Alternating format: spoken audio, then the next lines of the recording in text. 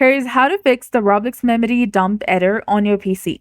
First of all, you need to go through your compatibility settings. Find the Roblox application, right-click on it, select More, and tap on Open File Location. Now again, right-click on the Roblox player icon and go to its properties. A new window will appear. From here, you need to go to the compatibility tab that is beside the shortcut option. Now check the option of Run this program in compatibility mode 4 and select Windows 8. Also check Disable Full Screen Optimization and run this program as an administrator. Click on Apply and then click on OK. Now close the window and try opening Roblox. Also try deleting the temporary files. If the first method didn't work, open your computer's search bar and type in Run. Select Windows plus R icon on your keyboard and open the Run command.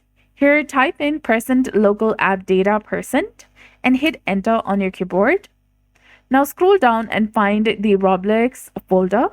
Right-click on it and then select Delete. Now restart your PC and hopefully one of these methods will fix the error. So that's it. I hope you found this video helpful. If you did, please like, share, and subscribe. Thanks for watching. We'll see you again in the next one.